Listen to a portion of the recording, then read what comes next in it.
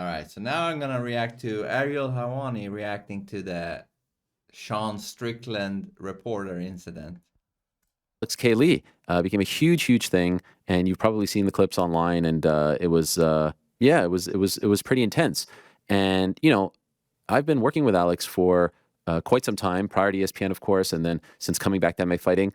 And what happened? That's not a good thing, man. That you worked with that ally of the community guy, the ally of the community.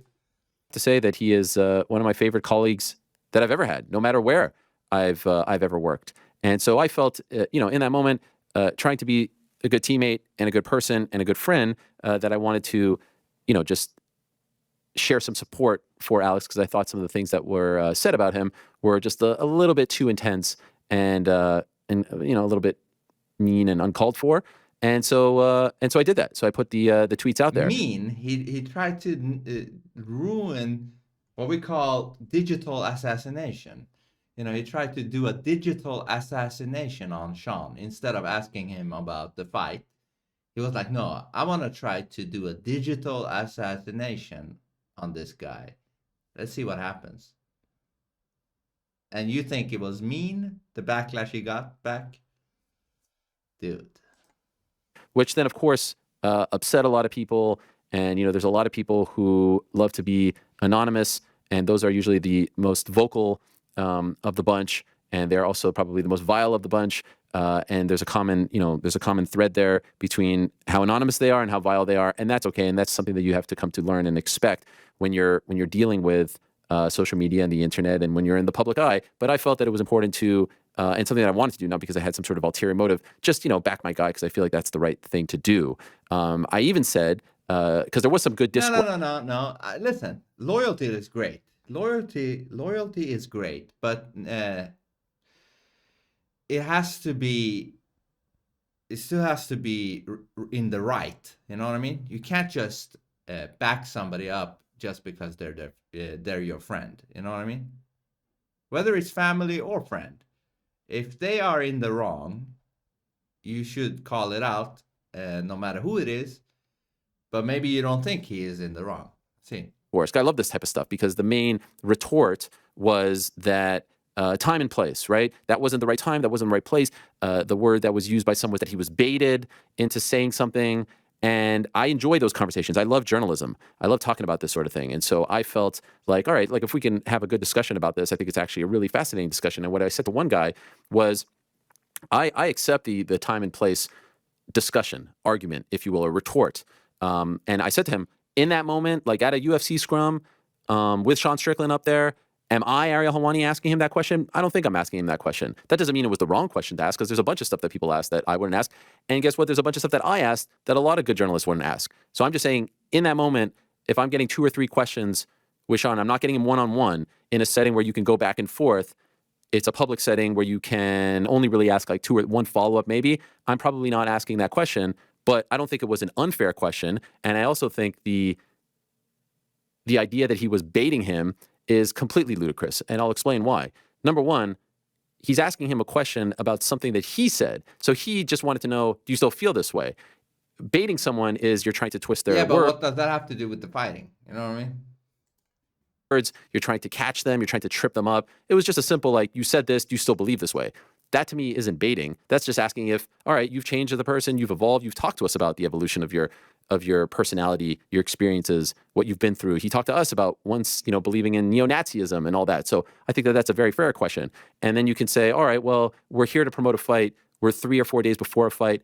Is this the time and place to ask such a question? And then I would say, like, yeah, that's a very fair discussion to have. Is it the time and place? Now, we know in fighting, and especially with those, if you want the interviews, if you want the media availabilities to be a little more fun and not formulaic, you try to, ask offbeat things. But yes, I would accept that maybe in that moment, 3 days before the fight, speaking about those topics maybe isn't the time and place. Again, I don't think it was wrong, but maybe not something that I would ask. That being said, to anyone who says that Sean was caught off guard, or Sean was baited, or that it was unfair, or that it was out of bounds, just look at the t-shirt that he was wearing. You show up to a media availability as Sean Strickland, UFC champion, wearing that t-shirt, you're asking for questions that are non-fight related. In fact, I think he relishes the non-fight related questions, because it allows him to be on the front foot and kind of turn the tables and then start, waxing poetic about other things. You show up with a t-shirt that literally starts talking about women in the kitchen and a gun in your hand. You are asking for non-fight. By the way, the women in the kitchen thing, it's not controversial. Women are way better in the kitchen generally than men, and they do enjoy cooking and stuff like that. So, it's just stating the obvious, stating the obvious fact. And also, women in the work field, if you ask women, they don't really like other women being bosses. You know what I mean? They would prefer a man being a boss, because when a woman is a boss, they always clash heads, Women do not like other women being their boss. I'm going to go out and say that. Yeah.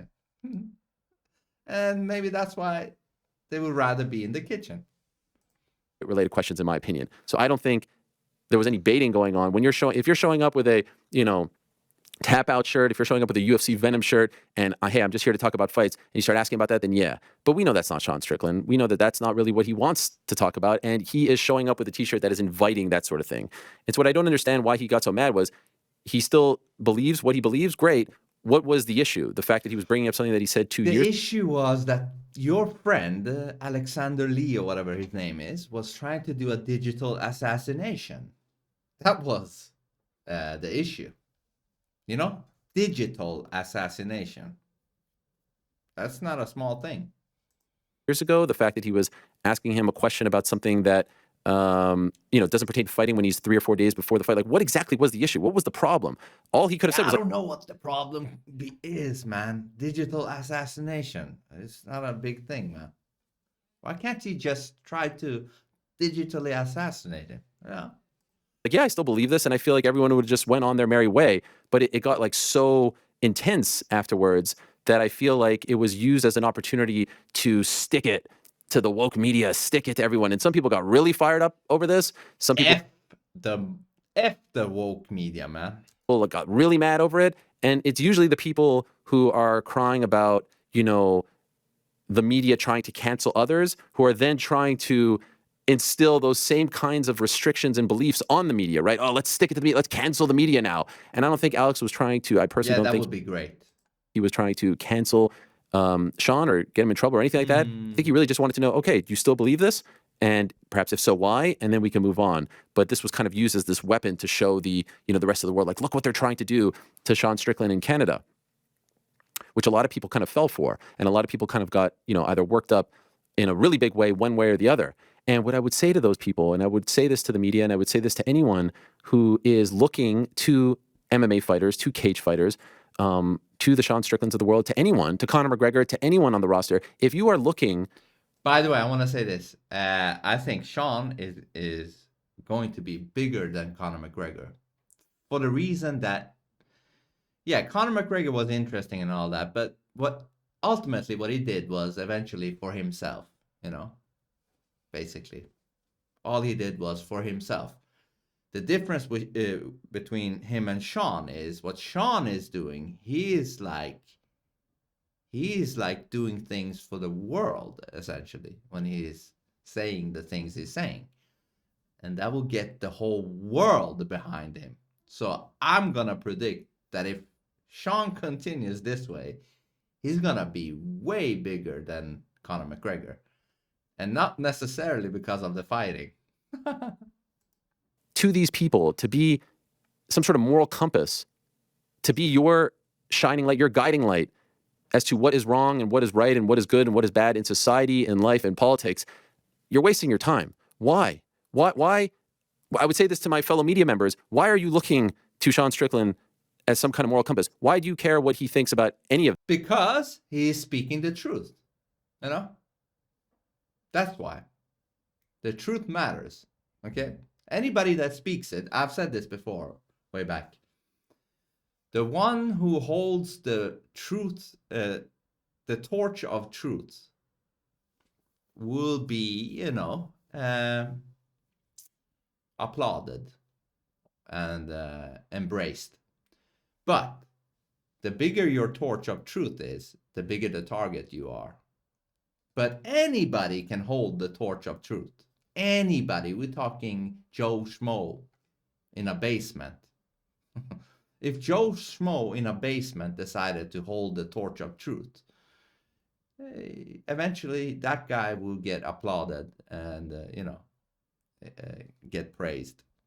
But that guy will also be a target, because whatever the entity that rules this realm, it hates the truth. So if you pick up the torch of truth, it will come after you, no matter who you are. Doesn't matter. It's not really after you. It's after the torch of truth. You know what I mean? And now Sean is holding a big torch of truth right now. So he's going to become a big target of this stuff, when you could say you already know how he feels about this. He's made his feelings and beliefs quite clear. If you want to say, like, I want to know more, I want to dig more, sure. But I would say myself, the reason why I don't want to talk to him about this, the reason why I don't want to have Bryce Mitchell on to talk about this, the reason why I don't want to have Sean Strickland to talk about this, or any of these Bryce Mitchell is great too. people, why I try to stay away from all this stuff, why I wanted to have Colby Covington on the show back at ESPN when they would tell me not to have him on and not talk to him about politics, is because I don't care. It doesn't bother me. It doesn't offend me. I would prefer to just speak about your personality, your feelings, your thoughts, your career, your trajectory, all that stuff. And if the other stuff kind of plays into it, great. But I'm not looking to you as some sort of moral compass. And I won't be upset when I find out that you don't believe what I believe in, because I don't view you as this sort of North Star, as this guiding light. I don't see why. Like, I saw Mike Ryan of the Levitard Show, who I like very much. That's a stupid thing to say, as if you have to be a specific person, to learn something from somebody. No, as I said earlier, you only have to speak absolute truth and you are in the right, no matter who you are. When you speak absolute truth, you are in the right and you should be listened to. So that's a stupid thing to say. All worked up about this and saying the UFC must do this and the UFC must do that and ESPN must do this. And like, why? They've already shown us who they are. They already shown us how they deal with these things. You think this is going to change? You think Sean Strickland is going to get removed from the fight? You think he's going to get canceled from the fight? You think ESPN is going to take the pay-per-view off air? You think the UFC is going to? No. What are you getting all worked up about this? They've already told, none of this is a surprise. So you can either take it to heart, you can either let it bother you, you can let it affect you, you can let it poison your brain, poison your soul, or you could just poison. Buddy, it's poisoning your brain. To me, it's like butter in my head. I don't even know what that means, but that's nice. Butter in my head. Oh yeah. Not poison, but butter. Look to these people as fighters. Try your best to see the good in them, which was, for the most part, what I try to do, and not view any opportunity to speak to them, especially in a sort of public setting, and you're not one-on-one where you can really kind of go back and forth and dig deep, as any opportunity to get to the bottom of all of this. Where it gets really interesting, one step further, is, all right, Sean Strickland marches to the beat of his own drum, and clearly this has worked for him, this if you want to call it persona, or he's found something which has benefited him greatly. Yeah, he found the truth.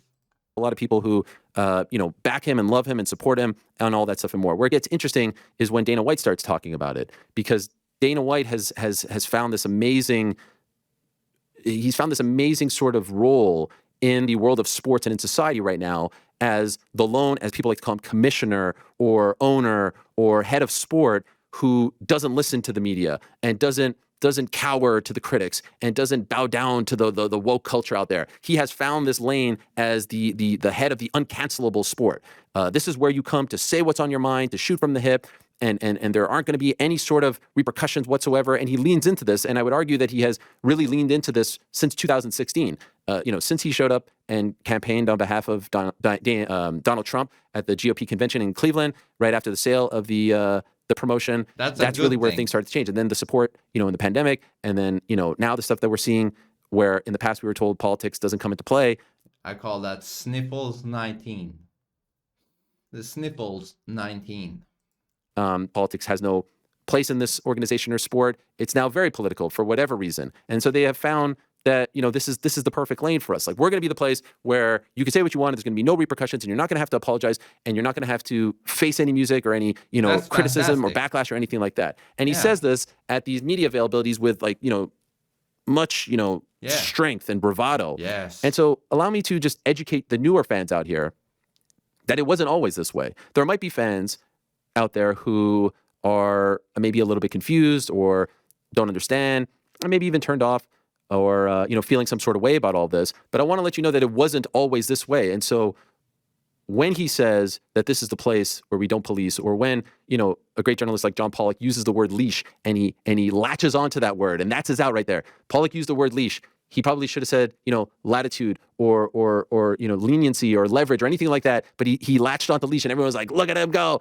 He's sticking it to the woke media out there. And he says, we never tell anyone what to say, and we don't reprimand, or we don't tell you that you went too far. It wasn't always this way. And so I would say that the reason why the John Pollocks of the world, or the Alex Lees of the world, who have been covering the sport for a very long time, are asking these questions now, is because it wasn't always this way. It's because things have changed over time. And I hypothesized last year that when nothing happened after the incident in Mexico, that it was a sign that nothing will ever happen. No sort of repercussions would ever happen when it comes to behavioral issues, because if it's not going to happen to him, it will never happen to anyone else. And let me be very clear, I'm not advocating for anything to happen. I never advocated for him to be fired. I never advocated for anything. I just wanted to know what the response would be, and I thought the response would be very, very telling. It's the same way when Gina Carano said what she said, or posted what she posted, comparing Republicans in 2021 to Jews living in Nazi Germany. I never said she should be canceled. I never said she should be punished or fired from The Mandalorian. I just wanted to explain to people why this was deemed offensive to Jewish people. And of course, it's called a douche, this and that. And the reaction to that I found to be extremely fascinating. But all I was trying to say was, if you are Jewish and you are reading this, yeah, you may feel some sort of way about it all. And so things have changed. All right, man. I think he's going to mention Matt Mitrione 10, 12 years ago when he said something about, was it tea people? I don't remember. And Dana said you can't say that. Yeah, I don't know how much of that was, he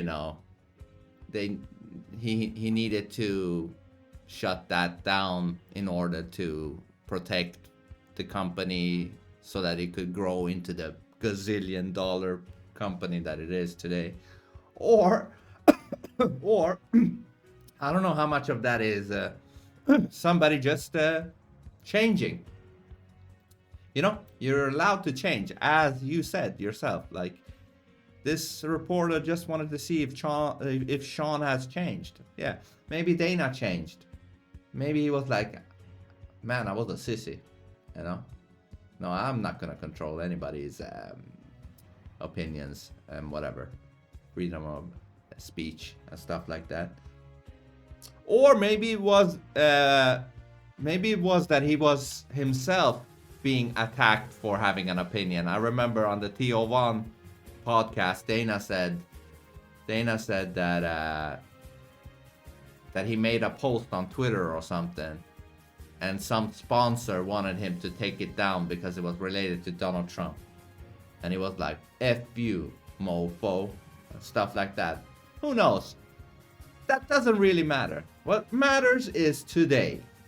What counts is if you back freedom of speech today when it's the most attacked, which it is by your friend, that T person, the ally of the community. Man, it ain't looking good for this video. It got at least 4,000 dislikes to 1,200 likes.